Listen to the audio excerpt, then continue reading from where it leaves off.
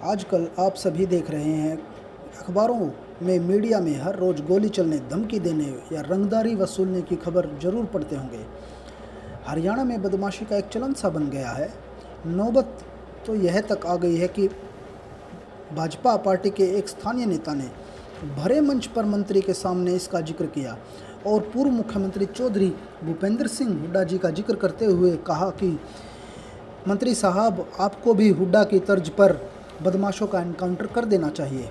पता नहीं क्यों भाजपा सरकार बदमाशों को पाल रही है, चाहे उसमें जेल में बंद लॉरेंस बिश्नोई हो या फिर काला जठेड़ी हो।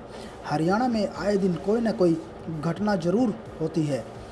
आजकल सुर्खियों में काला खैरमपुरिया का नाम बहुत उछल रहा है, जो कि थाईलैंड से डिपोर्ट कर गिरफ्तार किया गया, जिसको हिमांशु हिसार जिले के आदमपुर खंड के गांव खैरमपुर का रहने वाला है। उसके पिता का नाम सुरेश है। उसकी दादी सरपंच भी रह चुकी है। वह जब छठी कक्षा में था तो उसकी माता का जहर के सेवन से मौत हो गई थी। जब वह 7वीं कक्षा में पहुंचा तो उसके मामा ने ही उसके पिता की हत्या कर दी। जानकारों की माने तो अपने पिता की हत्या का बदला लेने के लिए ही वह अपराध की दुनिया में आया। अपराध की दुनिया में पहला कदम, पहले वह छोटे मोटे लड़ाई झगड़े वाले अपराध ही करता था। बाद में उसने अपने पिता को मारने वालों को ठिकाने लगाने का फैसला किया और हत्या की पहली वारदात 14 जून 2014 में दर्ज की गई। साल 2014 में आपराधिक दुनिया में आया था।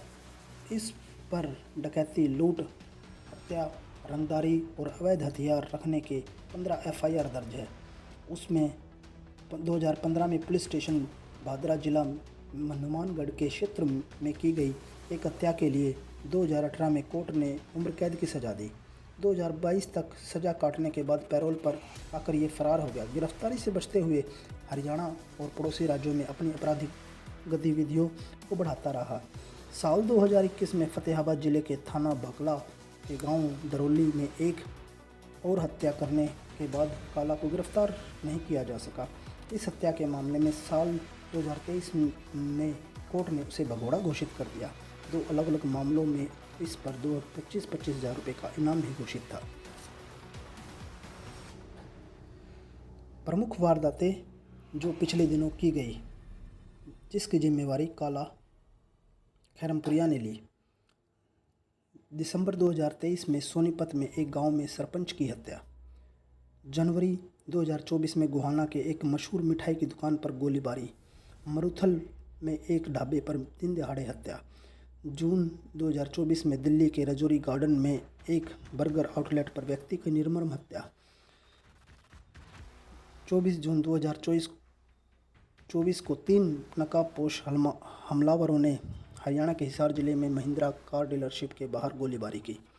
अपने इंस्टाग्राम अकाउंट पर इस हमले की जिम्मेवारी भी कहा जाता है कि साल 2023 में काला ने भोंडसी के पास की डिफेंस कॉलोनी के प्रवीण के नाम से एक फर्जी पते पर फर्जी पासपोर्ट बनवाकर विदेश फरार हो गया था।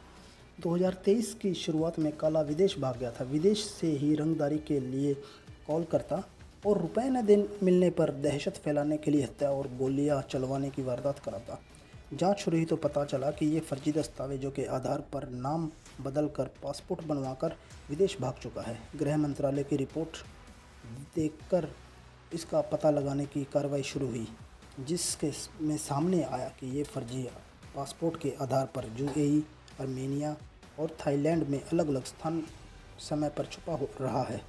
Special task force STF force ने यह गृह मंत्रालय के साथ संपर्क कर उसके खिलाफ विदेशों में भी इंटरपोल से रेड कॉर्नर नोटिस जारी करवाया और उसके पासपोर्ट को रद्द करवा दिया गया। यह एक बहुत बड़ी कार्रवाई थी। शुक्रवार 12 जुलाई की देर रात थाईलैंड में रह रहे राकेश उर्फ काला को भारत डिपोर्ट कर दिया गया। जांच एजेंसियों से सूचना के आधार पर STF की टीमें देर रात दिल्ली एयरपोर्ट पर पहुंची। वहां सुरक्षा एजेंसियों से क्लियरेंस के बाद गैंगस्टर को हिरासत में लेकर पूछताछ की गई और फिर उसे औपचारिक तौर पर स्पेशल टास्क फोर्स ने अरेस्ट कर लिया। STF मुख्यालय भोंडसी ने प्रेस कॉन्फ्रेंस के दौरान STF chief DIG Samardeep Singh ने बताया कि हत्या के एक मामले में 2018 में राकेश उर्फ काला को कोर्ट ने उम्र कैद की सज़ा दी थी। 2020 में जेल से पैरोल पर आने के बाद आरोपी फरार हो गया था, जिसके बाद ये लगातार वारदात कर रहा था।